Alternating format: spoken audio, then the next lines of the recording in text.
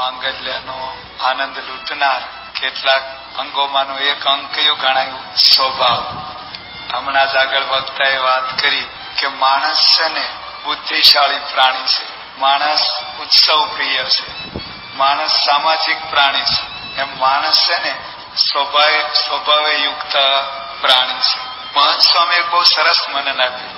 આપણે છે ને સ્વભાવનું પોટલું છીએ કે જેમ શાકનું પોટલું હોય, તમે જો તો કપડાનું પોટલું હોય, એમ જુદા જુદા સ્વભાવ ઓછા વધતા પ્રમાણમાં. જેટલા માણસ એટલા સ્વભાવ, દરેક જાત જાતના અને ભાત ભાતના. તો એ સ્વભાવ છે ને આપણને જો કોઈ હેરાન કરતું હોય, આપણને નડતું હોય, આપણને દુઃખી કરતું હોય, પ્રોબ્લેમ ઘણા કે બબાલ થઈ, શું કે ઘરમાં થાય, સમાજમાં થાય, રાજકારણમાં થાય, કોઈ પણ જગ્યાએ, તો આપણે એનું મૂળ તમે જુઓ, એનું ઉડાણ છે કે બબાલ થઈ. એનું કારણ શું? કે ભાઈ પાર્કિંગમાં બબાલ થઈ, જમવામાં બબાલ થઈ, સમયામાં બબાલ થઈ, બસમાં થઈ, જ્યાં થઈ ત્યાં. એનું સર્વે કરો તો શું નીકળશે? સ્વભાવ. મહંત સ્વામી બહુ સરસ અમારા સંતોની શિબિરમાં વાત કરેલી. એક વખત એ છે ને ત્યાં હૈદરાબાદ ગયેલા, સિકંદરાબાદ. પછી એક જીતુભાઈ કરીને છે, એમના બંગલામાં ઉતારો હતો અને કથા પારાયણ જુદી જગ્યાએ હતું. એટલે 12-12:30 પતી ને પેલું શિબિર જેવું પછી જતા હતા તો રસ્તામાં ટ્રાફિક જામ થઈ ગયેલો. પછી છે ને આમ બહુ વાર લાગી. એટલે જીતુભાઈ કક્કડ ઉતર્યા. હવે બનેલો કેમ ટ્રક વાળો એક હતો ને આ બાજુથી ટ્રક વાળો જતો હતો. હવે એમાં કઈક પેલા હોર્ન માર્યો છે, લાઈટ બતાવી છે, જે કારણ થયું પેલા એ સાઈડ ન આપી એટલે ઓલો આડો ફાટ્યો ને ત્યાં બસમાં ઉભી રાખી દીધી. રસ્તો બહુ આંકડો હતો અને ઓલો ટાંટિયા ઉપર ચડાવી સ્ટેરિંગ ઉપર સ્ટેજથી હુઈ ગયો. ભલે રાત પડે તો ખસવું નથી. આ બાજુ આને નક્કી કર્યું. વચમાં બીજા બધા આપણા જેવા હતા છે અને મોટો ટ્રાફિક થઈ ગયો અને પેલા વટે ચડ્યા. પછી મહંત સ્વામી બધી વાત કરી જીતુભાઈ કે આવું થયું છે.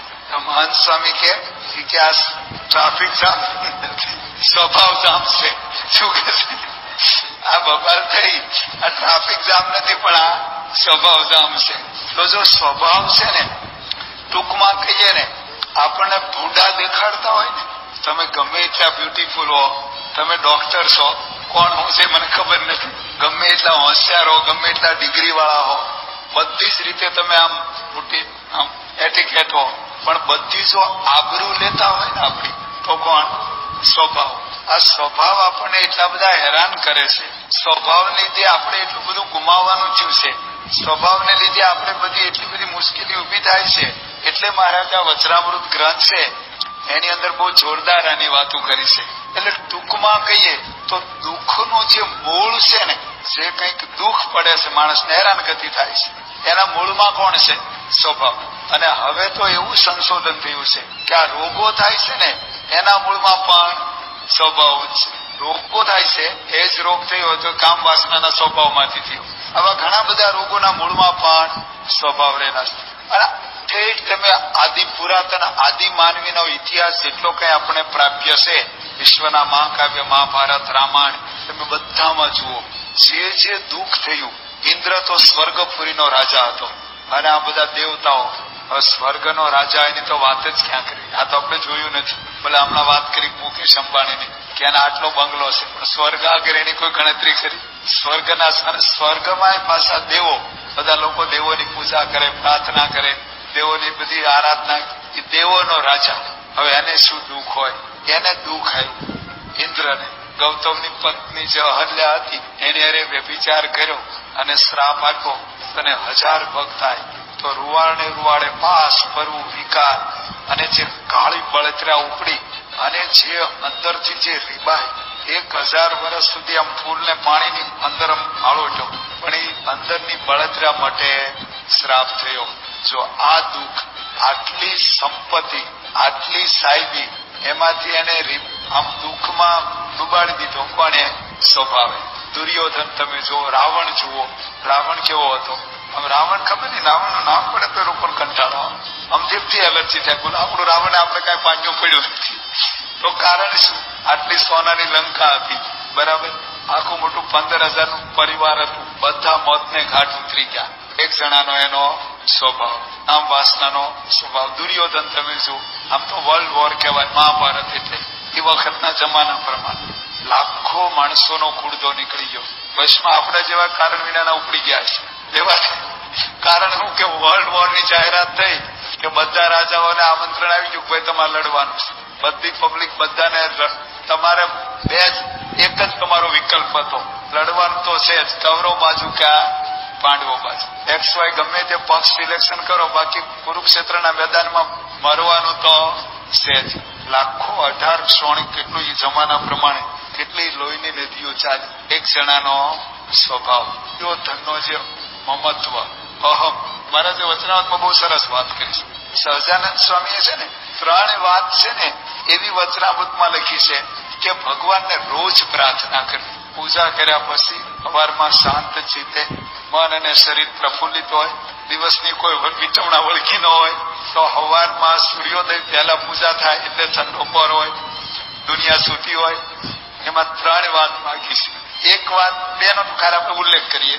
એક વાત મહારાજે એવું કીધું છે કે કુસંગી થકી રક્ષા કરજો, એ રોજ માગવું. બીજી વાત મહારાજે એવી કીધી છે કે ભગવાનના ભક્તનો કંઈક અપરાધ થઈ ગયો હોય મન કર્મ વચને, તો દંડવટ અધિક કરીને ભગવાનને પ્રાર્થના કરવી. ત્રીજી વાત સ્વભાવની કરી છે, હાથો, અને એ વાત છેલ્લી કરીશ પાછી અંત્યનું 39નું વચનામૃત. ત્યાર પછીનો કોઈ મહારાજનો ઉપદેશ નથી. એમાં મહારાજ એક વાત કરે છે કે આપણે ભગવાનને પ્રાર્થના કરવી કે અહમમત્વ, મોટા મોટા સ્વભાવ. આખી દુનિયાના પ્રોબ્લેમ માત્ર આ એક વચનામૃતની લીટીમાં છે. જેટલી કોર્ટ કચેરી છે ને, ડિસ્ટ્રિક્ટ કોર્ટ ને, હાઈકોર્ટ ને, સુપ્રીમ કોર્ટ ને, જેટલા લોયર વકીલ વિશ્વના, જેટલા પોલીસ થાણા, એટલું તમે જુઓ ને, આ બધું જે ગણો એ કોર્ટ કચેરી, એ બધામાં આ એક વચનામૃતની લીટી છે. હું અને મારું, આ 2 સ્વભાવ મોટા મોટા, અહમ અને મમત્વ. એ મહારાજ કે આપણે ભગવાનને પ્રાર્થના કરી આ 2 સ્વભાવ.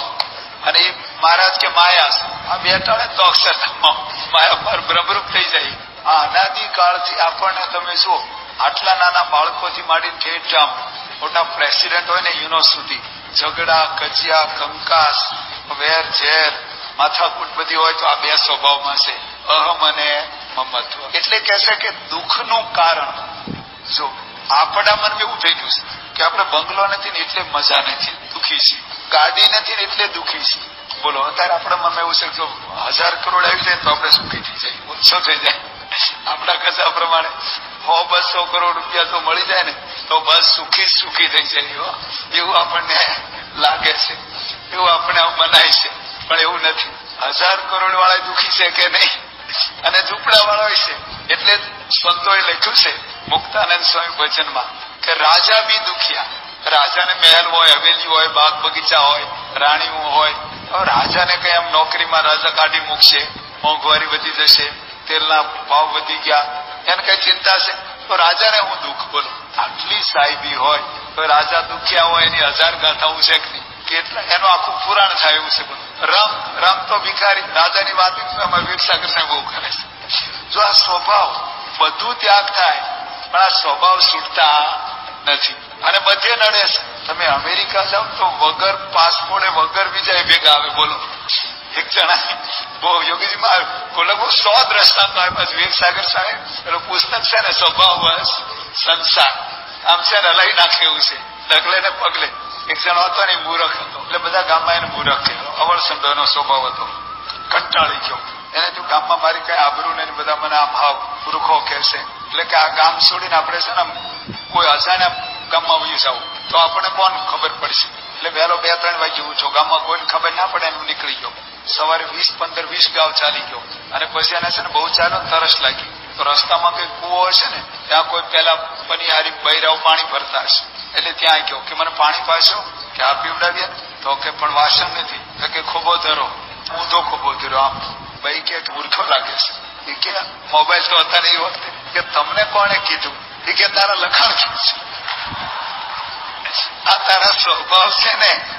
એટલે જો પેલા વીરસાગર સ્વામી કે બહુ જાણીતી વાત છે કે રાજા ગોપીચંદ અને ભરતરી. ગોપીચંદ રાજાને કેટલું મોટું રાજ્ય, ભરતોહરીને 92 લાખ માળવાનો ધણી, પિંગલા જેવી સ્ત્રી, અને બે જુદા જુદા સ્ટેટના હતા. નામ સાંભળેલું પણ ઓળખે નહીં. તો 2 જણાને, એ તો આખ્યાન જુદા છે પણ ટૂંકમાં 2 જણા છે ને રાજ્યપાટનો ત્યાગ કરી નીકળી ગયા. હવે કેટલું અઘરું છે. આ શિબિરમાં આપણે બોલાવીએ તો ઘણું ફોલોઅપ કરવું પડે છે. હમણાં પેલા ભાઈ વાત કરી કે રવિ સભાનો કેટલો દાખલો પરા સભાનો હજી ડબલ કરવો પડે છે. બરાબર છે. તો રાજપાટ ત્યાગ કરવો કેટલો અઘરો છે. બોલી તો જઈએ આપણે, ખેલ નથી હો. કે ઘરનો ઉમરો 12 કરોડ યોજન છે એવું બધું કે છે. કેટલા દુઃખ પડે, ઘણી મુશ્કેલી હોય, ઘણા અંદર બધું ઘરમાં તિરસ્કાર થતા હોય તોય ઘરનો ત્યાગ થતો નથી. તો એને રાજ્યપાટનો ત્યાગ કર્યો અને સંન્યાસી થઈ ગયો, બાવો થઈ ગયો, જંગલમાં નીકળી ગયો. પેલો ભરતોરી નીકળી ગયો. ફરતા ફરતા કોઈ ગામ હશે નાનું, એ ગામડામાં પછી તો ભિખારી બાબા સંન્યાસીના વેશે ભિક્ષા માગે ને અલખ નિરંજન હરિભજન કરે. એમાં કોક ગામમાં આવ્યા. એ ગામમાં આવ્યા તો જૂની ધર્મશાળાથી હાવ ભંગા, ખખડદત, બારી બાણાની ને હાવ જીર્ણ, ચૂલા નળિયાનું ગારે ઉખડી કરી. એની ઓસરી હતી ને પેલી ધર્મશાળા, ત્યાં એને જોડી ટીંગાડી ગોપીચંદે. ગામમાં ભીખ માંગવા ગયો. પાછળથી ભરતોરી આવ્યો, એને જોડી નીચે મૂકી, એ ભીખ માંગવા ગયો. હવે બે જણા આવ્યા ને તાર હાથે આવ્યા પહેલા વારા પર. એટલે પેલા એ ધર્મશાળા બે ઉતરેલા. એટલે પેલા એ જોયું, ચલો ગોપીચંદ કે પછી હિન્દી બાવત હિન્દી ફાડે ને, કિસકા પોટલા ઉઠાવ, કે તેરા ઉઠાવ. બોલો કે જો ખેતી ઉપર જોડી મેં ટીંગાડી છે એટલે આ જગ્યાનો હકદાર, આ જગ્યાનો વાપરવા માટેનું અધિકાર મારો છે. બોલો કે જોડી મેં નીચે મૂકી છે એટલે આ જગ્યાનો હકદાર હું છું. તું ખેતીએ જોડી ટીંગાડી ખેતી ઉપર બેસ. બોલો કે ખેતી ઉપર નો બે, ખેતીએ જોડી ટીંગાડી એનો અર્થ એ કે નીચેનું રિઝર્વેશન થઈ ગયું એમ. કે ના, હું બોલો કે હું આ બેસ, બોલો અમુક આવી માથાકૂટ હોય છે. તમે જુઓ તો પછી બોલા ચાલી થઈ અને બે ને જામી. અને પછી તો જે બાયું ચડાવી, બોલો કે તું મને ઓળખેશ. બોલો કે તું જે દાંત કચડાના લાલ પીળા કાળઝાળ અંદરથી તું મને ઓળખેશ. બોલો કે એક મૂકીશ ને તો 32 દાંત ખેડવી દઈશ. બોલો કે એક મૂકીશ ને તો જડબું ફરી જશે.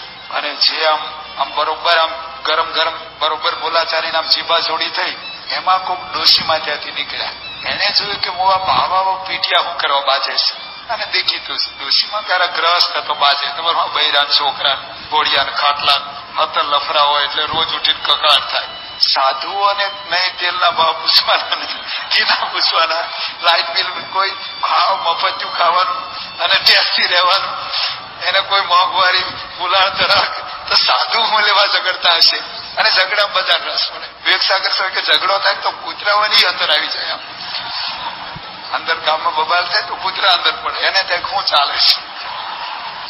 એટલે ઇન્ટરેસ્ટ વાળો વિષય છે. તમે જો આમ કોક જતા હોય ને તમને કોઈ મદદ નહીં કરે, પણ જો બબાલ થઈ છે તો વખતે બાઇક વાળા ઉતાવળ વાળા હોય ને એ ઉભા ને જોવા. એટલે ડોશીએ જોયું કે બાવા શું કરવા ઝઘડે છે. એટલે એને જોયું, ખબર પડી કે ખેતી હાથું બાજે છે. ભગવાન એમાં પ્રવેશ કર્યો. એ કહે છે કે મુવા બાવાઓ પીઠિયાઓ ધનશે રાજા ગોપીચંદ ને આટલા મોટા રાજ્યપાટ ને હવેલી ને બાગ બગીચા અને બધી રાણીઓનો ત્યાગ કરીને સાધુ બની ગયો. ધનશે પેલા ભરતોરી 92 લાખ માળવાનો ધણી, એ ત્યાગ કરીને સાધુ બની ગયો. તમે ખેતી હાટું બાજો છો અને ખેતી તો તમારા બાપની છે એની પાછી. એટલે ઓલો મનમાં સમજી ગયો હું ગોપીચંદ ને પેલો સમજી ગયો કે હું ભરતોરી એકદમ લાઈટ થઈ. એટલે કે એમ કરો તમે રહો હું જાઉં છું. લોકો ના તમે રહો હું જાઉં છું. એ વ્યાખ્યાન ખેતી નકર તે દાડે એકાદો ઉપડી જવાનો હતો. કારણ કે લોહી તો પાછું રાજાનું જ હતું ને, બ્લડ તો અંદર જે અહંકાર હતો, જે ખુમારી હતી.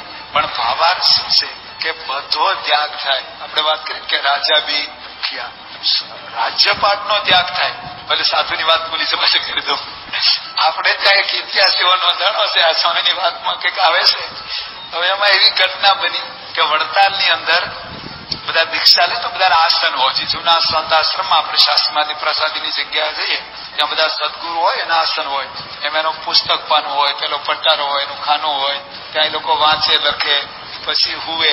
તો એવી રીતે સાધુ બધા આમ કોમન ધર્મશાળા પણ બધા આસન હોય. આમ હવે એમાં કોઈક નવા સંતને દીક્ષા આપી એટલે પછી પેલા જે વ્યવસ્થાપક સંત હોય કોઠારી મંદિરના મહંત, એમણે બધા સંતોને વિનંતી કરી થોડું થોડું આસન તમે ખસેડો તો એકની વ્યવસ્થા થઈ જાય. તમે બેઠા છો, કોઈક મહાનુભાવ આવે થોડા થોડા ખસો તો એકની જગ્યા થઈ જાય.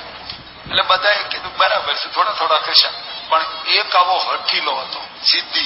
યોગીજી મહારાજ કહેતા ને કે 3 સુપ્રીમ ટેન્ડન્ટ પ્રકૃતિમાં તો બહુ વેરાયટી છે, એટલા બધા સ્વભાવો છે કે એનું મોટું એક વિવેકસાગર મોટું લિસ્ટ બનાવ્યું છે. પણ એમાં બધા જ બોસ સ્વભાવ હોય તો કયા છે? અઠમાન ને ઈર્ષા. એ પાછા સુપર છે. એટલે પેલો અઠીલો હતો, સિદ્ધિ સ્વભાવ. એટલે એ કેવું ના ખસું, કેમ કે બસ નહીં ખસું. એટલે વિનંતી કરી. આપણો સત્સંગનો કાયદો કેવો છે? પ્રેમનો કાયદો છે. તમને આથી ઉઠાડવા હોય તો હાથ છોડી ઉઠાવે કે તમે સેજા બાજુ આવો. ઓછી ચાલીને કઈ રિમાન્ડ ઉપર ન લેવાય. શું કે આપણે તમે જોજો, આપણે કોઈ પરીક્ષાની વાત કરે, ઘર સભાની કરે, પણ આમ કેવી વિનંતી ને આમ પ્રેમથી, પ્રેમનો કાયદો છે ને, આમાં કોઈ સરકારી ધોરણે કામ લેવાતું નથી.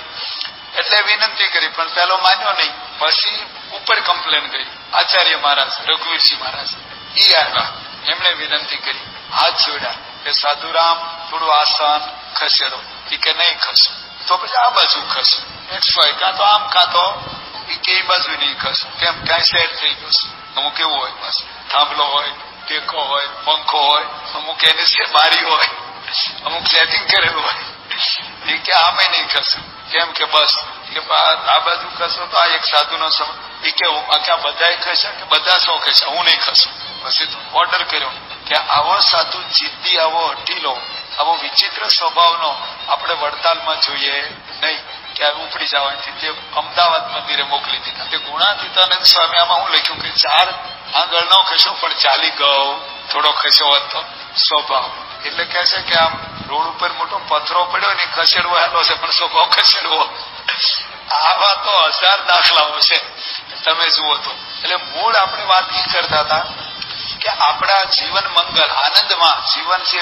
ગુણાક્ષય વાતમાં સરસ લખ્યું છે સ્વામી કે અક્ષરધામના જેવું સુખ અહીંયા વર્તે છે. બોલો, હવે અક્ષરધામનું સુખનું વર્ણન તમે સાંભળો, આખું સ્વર્ગ ફીફા લાગે એને આગળ. આમાં તો એવું લખ્યું છે કે સ્વર્ગલોકના સુખ છે ને એ નરક જેવા છે અક્ષરધામ આગળ. બરાબર, બહુ બધું મહિમા. હવે એના જેવું અહીંયા અમેરિકામાં અક્ષરધામ, એમાં કેટલાક દુખિયા છે.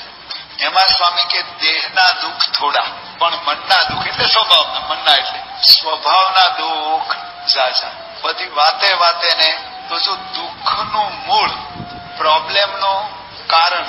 એક ભાઈ હમણાં શ્રાવણ મહિનામાં પધરામણી કરવા ગયા હતા. હવે એના દીકરાના લગ્ન કર્યા, 3 મહિનો ચાલે છે. 50 થી 60 લાખ રૂપિયાનો ખર્ચો કરેલો. એટલે કન્યા પક્ષ વાળા વધારે કરેલો આ છોકરો. હવે એવી બબાલ થઈ છે કે કોર્ટમાં ગયા છે. ખાલી 1 મહિનો ભેગા રહ્યા નથી. અને જે જામી છે, અને પેલો છોકરીનો બાપ તો, આ ભાઈ છોકરાનો બાપ તો બહુ સીધો જ.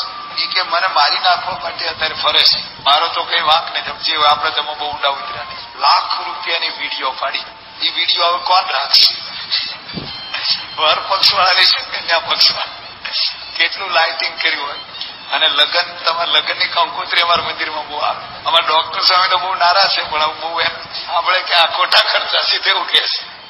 બહુ મોટી મોટી કંકોત્રી ચંપાવે ને 25 રૂપિયા 100 રૂપિયા વાળી. ડોક્ટર સ્વામી તો એને ટાઈફો એવું કઈ કે છે ને કે આવતા કઈ ટાઈફા કરવા, ખોટા લાખ રૂપિયા કંકોત્રી પાકડ હું કરવા ખર્ચો છે. એ વિષય જુદો છે, પણ મૂળ વાત શું છે કે લગ્નમાં કંકોત્રી આ બધી કેવી કલરફુલ હોય છે. આમ લાલ પીળી આમ તોરણ હોય, આમ ફર્સ્ટ ક્લાસ કલરફુલ કે છે ને, આમ ઉપર લખ્યું હોય આમ હરખના તેડા, શું લખ્યું, શુભ લગ્ન, આ બધું સરસ. આમ એટલા શબ્દો એટલા ટોપ હોય ને, આમ તમે વાંચવાનું તો આમ તમને આનંદ થઈ જાય. બરાબર છે. અને ધામધૂમથી લગ્ન થાય, વાસને ગાજને ઢોલ શરણાઈ વગાડે, વાજાને, લાઇટિંગ ને, ડેકોરેશન ને. પણ સ્વભાવ આટલું બધું લાખ રૂપિયાની વાડી ભાડે રાખી હોય, આટલી બધી ધામધૂમથી કર્યા હોય. પેલા બાયોડેટા હોય છે ને, એમાં બાયોડેટા આપે છે. હવે તો ફોટા આજે આપે છે, તમારી હાઈટ પેલું દેખાય, પછી વજન કેટલું, તમારી ડિગ્રી કેટલી, તમે કેટલા સ્માર્ટ છો, એ બધું હોય. પણ સ્વભાવના અંદર બાયોડેટા નીચે કોઈ ટિપ્પણીમાં લખતું કે ભાઈ આ બધું આટલું બ્યુટીફુલ રૂપ છે, પણ સ્વભાવ તમને ભ્રમરૂપ કરે એવો છે. એટલે ઘણા છે ને, પછી આવે સંતો કને કે આવા બબાલ થઈને આમ છું, તાર્કિક કેમ છું કે અમને ખબર નથી કે આવા સ્વભાવ છે. શું કે છે કે આનો સ્વભાવ વિચિત્ર નીકળ્યો. હું નીકળ્યો? એનો સ્વભાવ તો બધું બગાડી નાખે. ટૂંકમાં આખો સંસાર તમારો ઝેર બનાવી દે. કોણ? સ્વભાવ. અમારા આણંદમાં હતા ડેન્ટિસ્ટ, બહુ વર્ષો પહેલા, ચરોતરનું એનું કામ ને આણંદમાં એમની પ્રેક્ટિસ, મોટો બંગલો. એ વખતે એ જમાનામાં જયારે અમે દીક્ષા લીધી ને, અમારા ભગવતચરણ સ્વામી કને પણ ગાડી નહોતી. એ વખતે ફિયાટ ને એમ્બેસેડર 2 જ ગાડી લગભગ હતી, પરદેશની કોક ગાડી, બાકી બીજા કોઈ કંપનીઓ જ નહોતી. આજથી 30 વર્ષ પહેલા.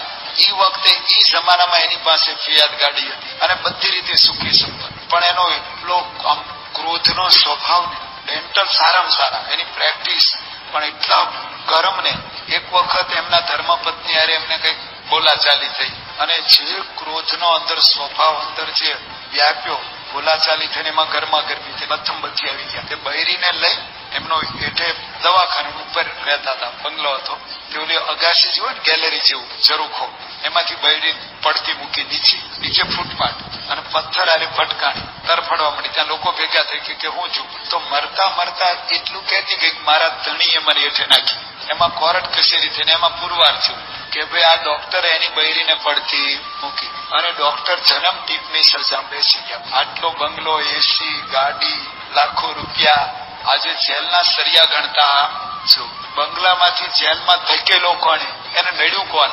સ્વભાવ. આવી રોજ બરોજ તમે ન્યૂઝમાં, છાપામાં અને મારા કરતા તમે 1000 કથા સાંભળી છે, 1000 કથા સત્સંગ માર બધે રામાયણ છે. એટલે હવે આપણે એને પૂરું કરીએ. વાત એટલી સમજ્યા કે દુઃખનું કારણ સ્વભાવ, બરાબર. જ્યાં જાય ત્યાં ભેગા ને ભેગા. તો આપણને જે નડે છે, જે આપણને સત્સંગનો આનંદ, સુખ, આવો લાભ, પ્રાપ્તિ, કેપ, આ બધું જો કોઈ બગાડી નાખતું હોય ને તો શું છે? સ્વભાવ. પેલા મુક્તાનંદ સાહેબ બહુ સરસ લખ્યું છે, એમના બહુ સરસ 4 પદો એવા છે ને, ખરેખર આમ કે ને $1,00,000 ફોર્મ્યુલા જેવા છે. કોકોરોના સ્વામી છે ને આપણા, કાંઈ સરસ ગવડાવજો. મોહન ને ગમવાને ઈચ્છો માનની. એમાં એક પંક્તિમાં લખ્યું છે કે સાધન સર્વે માન બગાડે બળ વિશે, જેમ બળ્યું પૈ સાગરમાં અહીં ઝેર જો. કહેશે કે અમારના સ્વભાવની વાત કરીશ. કહેશે કે સારામાં સારો દૂધપાક હોય, પ્રમુખ સ્વામી કહે છે ને કે આમ સુરતી દૂધપાક હોય, કેસર ને બદામ ને બધું નાખેલો, બરાબર. અને આમ આપણને દૂધપાક ભાવતો હોય, ઠંડો, બધી રીતે અનુકૂળ, પણ એમાં સર્પની લાળ પડે તો એ દૂધપાક પીવાય. મહારાજ વચનાવતમાં લખ્યું છે કે ખીર જેવું કોઈ ભોજન પ્રાયોરિટી આપીશ, પણ એમાં સર્પની લાળ પડે તો એ બધું કેવું થઈ જાય? ઝેર થઈ જાય. એમ આ સ્વભાવ. સાધન એટલે આપણે તપ કર્યું હોય, સેવા કરી હોય, ભક્તિ કરી હોય, તમે ભીડો વીઠો હોય, દાન ધર્માદો આપણે આપ્યો હોય, બધી રીતે આપણે તન મન અને ધનથી ઘસાણા હોય, પણ આ સ્વભાવ બધું આપણું બગાડી નાખે છે. સ્વભાવ આપણી બધી આબરૂના કાંકરા કરે છે. એટલું આપણે સમજ્યા. પ્રસંગોનો તો પાર નથી, પણ દુઃખનું મૂળ સ્વભાવ. એ પછી તમે ઇન્દ્રથી માંડી અને ઝૂંપડા સુધી 1000 ગાથાઓ છે, બરાબર. હવે કહેશે કે સ્વભાવ ટાળવા પાછા કઠણ છે. એક ભાડું ખાલી એમને એક મકાન ભેટ આપ્યું છે, પણ ભેગો ભાડું આવ્યો છે, ખાલી કરતો, ખાલી દસ્તાવેજ થયો છે, પણ એ મકાન અમારે કરવું હું પેલો ભાવ કે હું જવાનો જ નથી. બોલો, અરે વગર ભાડું તે રહેવા આપ્યો ને ખાલી. તમે જુઓ, તે ઝૂંપડા વાળો હોય તો આજે ખસેડવો 2, 5, 10 વર્ષથી રહેતો હોય તો સ્વભાવ કેટલા વર્ષથી છે? સ્વભાવ કેટલા જૂના? આપણે અનાદિકાળના છીએ. આ તો કઈ પહેલો જન્મ નથી આપણો, તો આપણા કેટલા જન્મ થયા? જન્મો જન્મના વળી ગયા છે, કેટલા પાસ લાગી ગયા છે. હવે એને ખસેડવા એટલે લોકમાં તો એવું જ કહેવાય છે કે પ્રાણ ને પ્રકૃતિ સાથે જાય. બીજી કહેવત છે કે કૂતરાની પૂંછડી 100 વર્ષ સુધી તમે આમ એને સીધી કરો ને પાછી કુલો તો વાંકી થઈ જાય. પણ ટૂંકમાં સ્વભાવ કાઢવા કઠણ છે. કે છે ને પડી પટોળે બાદ ફાટે પણ ફીટે એટલે મટે નહીં. હવે સ્વભાવ અનાદિકાળથી અંદર પડ્યા છે, ક્રોધના, ઈર્ષાના, માનના, લોભના, એક બધા ઢગલા બંધ. હવે ઈ કાઢવા કઠણ છે. પણ શ્રીજી મહારાજ કહે છે કે સ્વભાવ ટળે. ગુણાત સ્વામી કહે છે, પ્રમુખ સ્વામી કહે છે, અને પ્રેક્ટિકલ પણ પ્રસંગો છે. પણ મહારાજે શું કીધું કે સ્વભાવ ટળે. તો એના 2-3 ઉપાયો, તો ઘણા ઉપાયો બતાવ્યા છે. એક તો શ્રીજી મહારાજ એવું કહે છે કે સ્વભાવને વિશે જો શત્રુ ભાવ થાય, આ સ્વભાવ આપણો દુશ્મન છે, આપણું બગાડે છે, તો સ્વભાવ ટળે.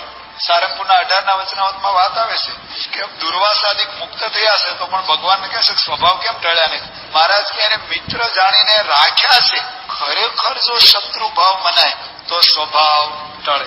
ગુણાત સ્વામી કહે છે કે એક શબ્દ મોટા પુરુષ કે અને જીવમાં 6 મહિના સુધી એને આમ હરેરાટી લાગે ને, શબ્દો હમ સુરત રહે ને તો સ્વભાવ ટળે. પછી કહે છે કે બીજી વાત કહે છે કે મહિમા સમજાય તો સ્વભાવ ટળે. ગરીબ ભક્ત હતા, ધામમાં ગયા હતા લંડનમાં, દાલિયા કાકા, મૂળ તો લુહાણા. એને એક વાત કરેલી કે મારો બહુ લોભી સ્વભાવ, ₹5 પધરામણીના 5 પાઉન્ડ મૂકવા પડે ને તો મારો જીવ બળે, તો હું આમ મૂકું નહીં. પણ સત્સંગ થયો ને યોગી બાપાના યુગમાં પ્રમુખ સ્વામીને આવ્યા અને મહિમા સમજાણું તો તન મન ધન સર્વસ્વ બધું કે મારી લોભની પ્રકૃતિ ગઈ. જો મહિમા સમજાણો તો સ્વભાવ ગયો. બરાબર. બીજું કહે છે કે ખપ હોય તો સ્વભાવ ટળે. ઘણાનો સ્વભાવ ક્રોધી હોય, બરાબર, અને બહુ આમ મિજાજી હોય, ઘર ન કહેવાય. પણ નોકરી કરવાનો ખપ હોય, ઊંચો પગાર મળતો હોય, સારી નોકરી હોય, ઉપરથી સાહેબ રમકાટે, ટડકાવે, સણકાવે, અડધૂત કરે, તોય પેલો સામે બોચી ચાલી 2 શાર થપેડી નાખતો. કેમ? ખપ છે. શું છે? ખપ. ભીમનાથના રાકાની બધી વાત કરીશ. ઘણા વટવાળા માણસો આવતા હશે, ઘણા મિજાજી આવતા હશે, પણ ઓલા કડસા થૂલોનો ખપ હતો ને તો ધક્કો મારે, ગબડે, સોલાઈ જાય, તોય કરગરતા પાછા. એમ જો આપણે મોક્ષનો, સત્સંગનો, કલ્યાણનો ખપ મનાય તો સ્વભાવ ટળે. આ તો બધું આખું પુસ્તક છે, સ્વભાવ હોય સંસાર. પણ ટૂંકમાં છેલ્લે સમાપનમાં આપણા સ્વભાવિક તો આપણને નડે, બીજાને પણ નડે. યોગીજી મહારાજ કેવા પવિત્ર હતા. પેલો વિજ્ઞાનદાસ સ્વામીનો સ્વભાવ વિચિત્ર હતો, એ તો હેરાન થતા, પણ યોગી બાપાને કેટલા હેરાન કર્યા. દાદા ખાચર કેવા ભક્ત, સાધુ કહી શકાય, ગ્રહસ્થ, આમ તો એ દરબાર હતા, કાઠી હતા, પણ એમની જે પવિત્રતા, એમની જે નિર્મળતા, કોઈ વાત એક ગુણ બાકી નહીં. પણ શિવા ખાચરનો એક ઈર્ષાનો વિચિત્ર સ્વભાવ દાદા ખાચરને આખા પરિવારને કેટલું હેરાન કર્યા. મહારાજને પણ કેટલી માથાકૂટ ઉભી કરી. ભાઈબાનો એક સ્વભાવ, આખા ગામનું બગાડ્યું ને. મહારાજે ગામનું પાણી હરામ કર્યું તો આખા ગામમાં ફરીને કોઈ સંતો મહારાજનો લાભ મળતો. એટલે આ સ્વભાવ આપણું બધું બગાડે છે. પણ મહારાજ કહે છે, છેલ્લી વાત કરીને પૂરું કરીએ, સહજાનંદ સ્વામી કહે છે, આમ તો ઉપાય ઘણા બધા બતાવ્યા છે. મહારાજ કહે છે કે મનુષ્ય દેહ કરીને ન થાય એવું શું છે? શ્રીજી મહારાજ એક સરસ દ્રષ્ટાંત આપે છે કે જો નિત્ય અભ્યાસ કરે ને, સાતત્ય, ખટકો રાખે, એના ઉપર સાટ રાખે. મહારાજ કે કુવાના કાંઠા ઉપર પથ્થર હોય, એ તો કઠણ ને મજબૂત હોય, આવો કોટા સ્ટોન. પણ પાણીની દોરીએ જો ત્યાં પાણી કાયમ સીંચાય તો દોરી તો સૂતરની કે કાચીની હોય એટલે નરમ હોય, પણ પથ્થરમાં પણ ઘીસોટા પાડે. એમ મહારાજ કે જો નિત્ય ટાળવાનો અભ્યાસ રાખે, અને એ પણ જે મોટા પુરુષે જે બધી રીત બતાવી છે સ્વભાવ ટાળવાની, વચનાવતમાં, વાતોમાં સત્પુરુષે બધાએ, તો એ પ્રમાણે, અને આ સત્સંગમાં આપણને સેંકડો, હમણાં જ આપણે પ્રસંગો સાંભળ્યા કે આ સત્સંગ એક જ વસ્તુ એવી છે એમાં સ્વભાવ ટળે છે. કેટલા પેલા નંદા સાહેબ હતા, એને બહુ આમ ક્રોધ આવી જતો. શાસ્ત્રીમાને વિનંતી કરી કે મને આમ ક્રોધ આવે ને તો આમ પેનને ફેંકી દઉં, કાં તો આમ પસાડું. એટલું અંદરથી આમ આક્રોશ આવી જાય, ખોટું થતું હોય, ખોટું સહન ન કરી શકું તો મારો ક્રોધ કેવી રીતે ટળે? શાસ્ત્રીજી મહારાજ કે તમને આવો જયારે અંદર આક્રોશ આવે ને ત્યારે તમારે છે ને 11 વખત સ્વામિનારાયણ સ્વામિનારાયણ સ્વામિનારાયણ બોલીને પછી ક્રોધ કરવો. અને એ આવી રીતે શાસ્ત્રમાં યાદ કરીને બોલે ત્યાં સુધી ક્રોધ શમી જાય. તો જો આવા સેંકડો પરિવર્તનો, લોકોના ક્રોધ ટળ્યા છે, સ્વાદ ટળ્યા છે, લોભ ટળ્યા છે, માન ટળ્યા છે, પણ ખરા અર્થમાં સત્સંગ કરીએ તો. એટલે આપણે સત્સંગ કરવામાં હજી થોડી ખામી છે. તો જેવો સત્સંગ છે, જેવો મહિમા છે, જેવા સત્પુરુષ છે, એ આપણને સમજાય તો આપણા સ્વભાવ ટળે, તો આપણે પણ સુખી થઈએ. અને આપણી સાથે રહેનારા તમારા પરિવાર હોય કે સત્સંગ મંડળ હોય, હવે આપણા સ્વભાવ ન સુધારીએ ત્યાં સુધી હામાને હેરાનગતિ, એ લોકોને બબાલ, બધી દુઃખ સહન કરવાનું, આપણને દુઃખ.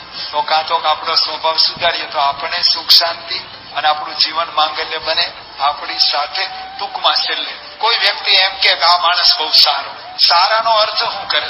રૂપાળો હોય એને સારો કહેશું, બ્યુટી પાર્લરમાં જઈને આવ્યો એને કહેશે કે આ બહુ સારો, કે આ માણસ ખરાબ.